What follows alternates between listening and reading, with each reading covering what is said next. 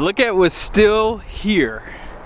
This AEV edition is available at Jerry Seiner. I'm gonna go get it weighed because I wanted to see if this truck has enough capacity for my new travel trailer. So if you don't know, I bought a new Alliance Delta. It's the bunkhouse model travel trailer. This truck does not have the fifth wheel prep package, but with the addition of the AEV bumpers, this truck does still have decent payload. So my truck's like I think 2,800 pounds, somewhere in there. 2,854, I think that's about what it is. This one's 2,694. So that's not too far off. And I think that this truck has a better shot at running 37s compared to my stock tires, which are these basically, same tire. Because I have the wheel all the way cocked, and there's some clearance there for this front fender. And because they made these mud flaps smaller, I think you'll be fine on this side too. Now on my dually, I ran 37s and I didn't cut anything on this side. So this truck with this bumper should be able to run 37s. I would say 12.5 max. But yeah, this truck looks so good. These are my favorite bumpers. Let's go ahead and take this truck to the cat scale. I wanted to show you guys how much it weighs. It has a full tank of fuel, and we're gonna see just how much payload the truck actually has.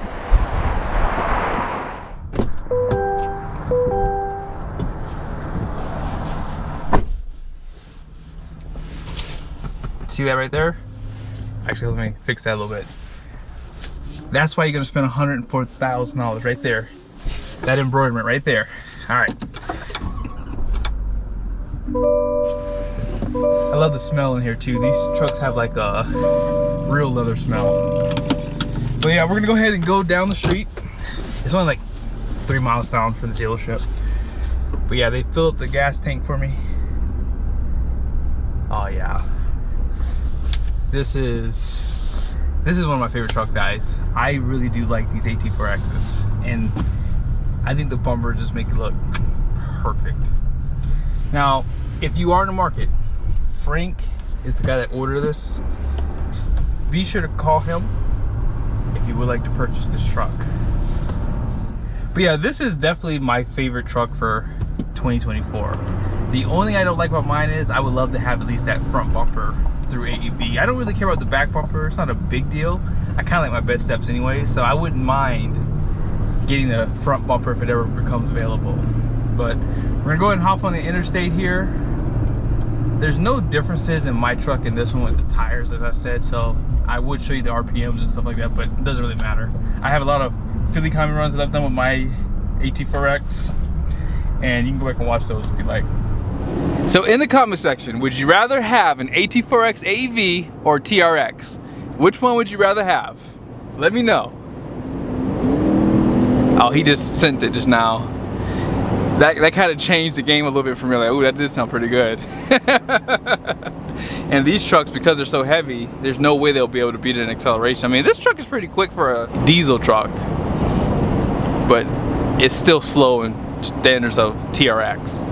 Now, I'm thinking when they do the numbers on the door, they may add a person in the seat of like 150 pounds, because people have sent me their numbers with just themselves, their fifth wheel hitch, and they're only off by the number on the door by maybe 100 or so pounds.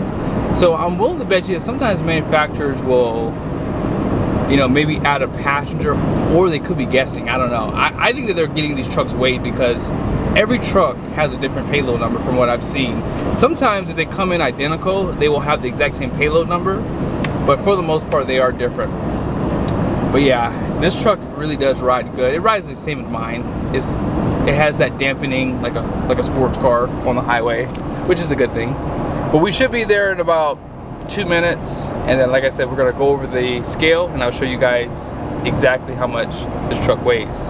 Oh yeah, one last thing. Hold on. Okay, so the DEF tank is not full, but it's almost full. So we should be getting the truck fully loaded at this point. And there's nothing else in here besides what came with the truck from the factory. One thing I love about the AEV, this truck gets a lot of looks on the highway. Like, people love this off-road look, you know, compared to what I have, I think. But yeah, I have the exhaust brake on. And actually, you know, it's doing its downshift thing. It's starting to downshift. Oh yeah, this is nice. But yeah, we're pulling in right now to the Catskill. And like I said, we're gonna go ahead and get it weighed. Now again, I'm not gonna weigh myself inside the truck. I wanna get it weighed without myself, but if you want me for reference, I'm 192 pounds as of this morning. Now, I have mentioned in the past, I wish they would have added this to the 1-ton segment, but I kinda understand why they didn't. If you think about how heavy this truck already is, right? Adding this to the 1-ton segment would make it even heavier. Like, it would be heavier than a dually. So, consider the fact that the 1-tons have that 12,100 pound gross fuel weight rating. This truck has 11,350 pounds. So with that being said, that's 750 pounds of potential capacity. But remember, with that 1-ton, you have a more robust suspension, rear axle, and I think they do some changes to the framing on the truck too with the 1-tons. So that's why they don't offer this on the 1-ton platform, and that's why they didn't even offer a front locker, because it would just make the truck even heavier. So going off-road with a truck like this truck's heavy already, and adding that much more weight would just make it worse and not perform well. Now, if you didn't see it earlier, the curb weight of this truck is 8,656 pounds, okay? So right here, total weight is 8,500 pounds. So 8656 from 85 is 156 pounds. The only thing that's in here is my camera bag, I guess. I forgot about that. And I did not weigh myself too. I did jump out of the truck before I hit the button. I got it weighed twice. This was the first sticker and it showed 20 pounds on the axle. So I decided to just redo it again. And I also think that I was on the cat scale wrong. So when you do pull up on those, make sure you're perfectly on the scales. Now, you might be wondering why I did this video. I did do this video for a couple people. I don't really read my emails anymore, and I try to read as many comments as I can, but it's just too much. But people were asking me why I traded my fifth wheel in. They thought that I didn't think this truck was capable enough to tow it.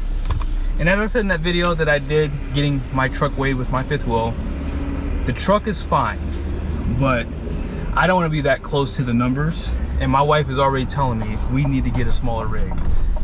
And so with that being said, I decided to make the plunge. Now, if I had this truck, I would be over my payload capacity, 100%. I'd be over with my fifth wheel that I just traded in. So these trucks are capable. It's just, if you want to stay within your limits, you're gonna really have to rethink fifth wheel. Unless you're looking at a GVWR that's 10,000 pounds for a trailer, and I'm talking about a fifth wheel, you will be fine. But if you're looking at what I had, 13,980 was the gross fuel weight rating, that's just too heavy of a trailer for the truck like this. And I know that the towing capacity is 18,000, blah, blah, 15,000 for conventional, whatever it is. I think it's 15,000 for fifth wheel and 18,000 for conventional. But even with that being said, by the time you get to those numbers, you will typically be out of payload 9 times out of 10. So for me, I'm a business owner, gotta be careful what I do. I don't want to make any bad decisions towing a trailer, get in an accident if I cause it, and then all of a sudden, you know, having to deal with that. So for me, I'd just rather stay within my limits. And like I said, my wife, she's been hounding me. I showed her a 45-foot fifth wheel. It was a toy hauler. And I was like ready to go. I was like, hey, let's get this one. And she was like, heck no. She was like, nope, we're not getting this.